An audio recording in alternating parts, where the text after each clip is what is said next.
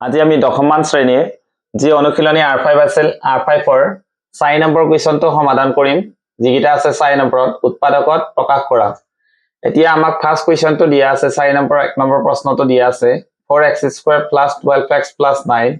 তাক আমি দুটা মেথড এপ্লাই কৰি কেনে তাক আমি সমাধান কৰিব পাৰিম এটা হৈছে উৎপাদক বিশ্লেষণ পদ্ধতি এটা হৈছে বীজগণিতীয় অভেদ ব্যৱহাৰ কৰি এতিয়া এই অংকটোৰ ক্ষেত্ৰত আমি বীজগণিতীয় অভেদ ব্যৱহাৰ কৰিম অর্থাৎ 4x² + 12x + 9 দিয়া আছে এটো আমি প্রথম অভেদ ব্যবহার করব a + b whole square = a² + 2ab + b²। So ইয়াতে আমি ফার্স্ট চাব লাগিব কোনটো সংখ্যাক বর্গ কৰিলে আমি 4 পাও অৰ্থাৎ x² ৰ সহগ আছে আমাৰ 4 ইয়াতে আমি কোনটো সংখ্যাক বৰ্গ কৰিলে আমি এই 4 টো পাম আমি যদি 2 ক বৰ্গ কৰি দাও কিমান পাই যাম 4 আৰু x ক বৰ্গ কৰিলে কি পাই যাম x²। সো প্লাস থাকিলে আমি কি বহাই দিম প্লাস আৰু ইপিনে লাষ্টত চাম আমি যেটো ধ্ৰুবক পদ আছে 9 আছে আমাৰ কোনটো সংখ্যাক বৰ্গ কৰিলে আমি 9 পাম 3 এটাকে কি হৈ যাব আমাৰ 3 হোল স্কয়াৰ প্লাস আছে আগত কি আহিব প্লাস এটাকে চোৱা ইয়াত প্লাস আছে কেনে প্লাস আই গল তাৰ বাবে আমাৰ বীজগণিতীয় প্ৰথম অভেদ্য ব্যৱহাৰ হৈছে এতিয়া ইয়াত আহিব আমাৰ 2 কৰ পৰা আহিল আমাৰ ফৰ্মুলাৰ পৰা এৰ মান কিমান হ'ব ইয়াত আমি লিখি দিছো এৰ মান কিমান হৈ যাব আমাৰ অৰ্থাৎ কিমান হৈছে 2x অৰ্থাৎ আমি চাব পাৰো a² আছে মানে 2x হোল স্কয়াৰ আছে আৰু b মান কিমান হ'ব আমাৰ 3 এটাকে আমাৰ কি যাব ফাৰ্স্ট তো a মান কিমান হ'ব 2x আৰু b মান কিমান হৈ যাব আমাৰ 3 এখিনি হৈ গল আমাৰ এতিয়া এইখিনি মানে কোনটো ফৰ্মত আহিছে a² + 2ab + b² ফৰ্মত আহিছে এইখিনি মানে আমি লিখিব পাৰিম a + b হোল স্কয়াৰ ইয়াতে a মান কিমান আহিব 2x আৰু প্লাস আহিব b মান কিমান আছে 3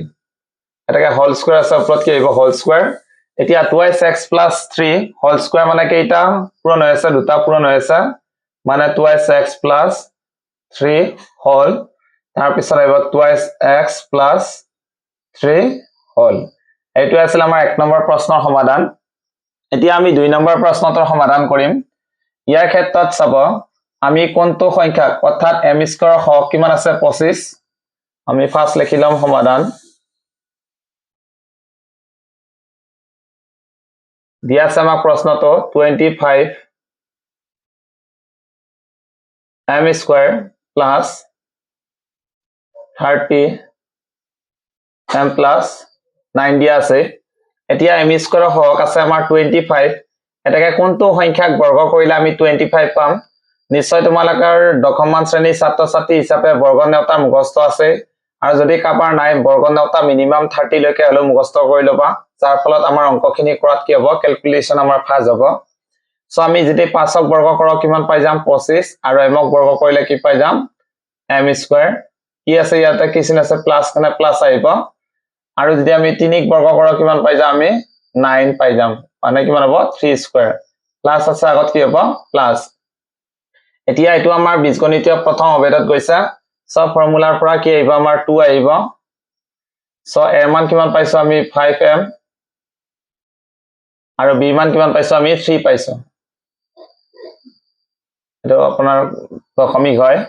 এতিয়া চাব এইখিনি মানে কোনটো ফৰ্মত আহিছে আমাৰ a² + 2ab + b² ফৰ্মত আহিছে এইখিনি মানে কি a + b হোল স্কয়াৰ এটা কি ইয়াতে এৰ মান কিমান হ'ব 5m আৰু b মান কিমান পাইছো আমি 3 হোল স্কয়াৰ হ'ব হোল স্কয়াৰ মানে কেইটা পূৰণ হৈ আছে আমাৰ 5m + 3 হোল নেক্সট আহিব 5m + 3 হোল এইটো হল আমাৰ প্ৰশ্ন নম্বৰ 2 ৰ সমাধান নেক্সট আহিব আমাৰ 3 নম্বৰ প্ৰশ্ন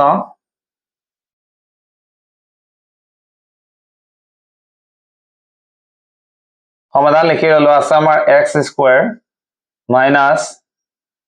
10x + 25 ইয়াতে আমি ফাৰ্স্ট চাব লাগিব ইয়াতে আমাৰ বীজগণিতীয় কোনটো সূত্ৰ হ'ব দ্বিতীয় অভেদটো আহিব অৰ্থাৎ a - b whole square = a² - 2ab + whole square এইটো হৈছে আমাৰ বীজগণিতীয় দ্বিতীয় অভেদ ইয়াতে আমি কোনটো সংখ্যাক স্কয়াৰ কৰিলে x² পাম যদি আমি x ক স্কয়াৰ কৰি দাও x² পাম মাইনাস আছে কেনে মাইনাসৰ সূত্ৰটো আহিব আমাৰ অৰ্থাৎ বীজগণিতীয় দ্বিতীয় অভেদ আহিব সো নেক্সট আমি কোনটো সংখ্যা বৰ্গ কৰিলে 25 পাম 5ক বৰ্গ কৰিলে আমি 25 পাও এটাকে a ঠাইত বহিছে আমাৰ x মানে a মান হ'ব x আৰু b ঠাইত বহিছে আমাৰ 5 মানে b মান হ'ব 5 এটাকে 2 আহি গল কৰ পৰা আহিল ফৰ্মুলাৰ পৰা আহিল a মান পাই গলো কিমান x আৰু b মান পাই গলো আমি কিমান 5 আৰু প্লাস আছে ইয়াৰ আগত কি বহিব প্লাস এইখিনি মানে আমি কি লিখিব পাৰো a - b হোল স্কয়াৰ এইখিনি মানে চোৱা কি আছে আমাৰ a - b whole square a মানে কি হ'ব x আৰু b মানে কিমান হ'ব 5 হোল স্কয়াৰ আহি গল x - 5 হোল স্কয়াৰ মানে কেইটা x - 5 পূৰণ হৈছে দুটা x - 5 হোল x - 5 হোল এইটো হল আমাৰ প্ৰশ্ন নম্বৰ 3 ৰ সমাধান নেক্সট আহিব আমাৰ প্ৰশ্ন নম্বৰ 4 সমাধান দিয়া আছে আমাক 121 b square minus 88 bc plus 16 c square এতিয়া আমি ইয়াৰ ক্ষেত্ৰতো বীজগণিতীয় দ্বিতীয় অভেদ প্ৰয়োগ কৰিব পাৰিম সো সবা 121 কোনটো সংখ্যা বৰ্গ কৰিলে পাও 11ক বৰ্গ কৰিলে পাও 11 11 গুণ 121 আৰু b ক স্কয়াৰ কৰিলে কি পাই যাম b স্কয়াৰ কাক বৰ্গ কৰিলে আমি 16 পাম যদি আমি 4ক বৰ্গ কৰি দিও কিমান পাম 16 6ক বৰ্গ কৰিলে কি পাম c স্কয়াৰ এইটো আমাৰ বীজগণিতীয় দ্বিতীয় অভেদত আহি গল এইটো একে হয় মাইনাস আছে কেনে কি হ'ব মাইনাসৰ ফৰ্মুলা মানে বীজগণিতীয় দ্বিতীয় অভেদ এতিয়া আমাৰ ফৰ্মুলাৰ পৰা আহি গল 2 আৰু এৰ মান দিবা আছে কিমান আমাক 11 b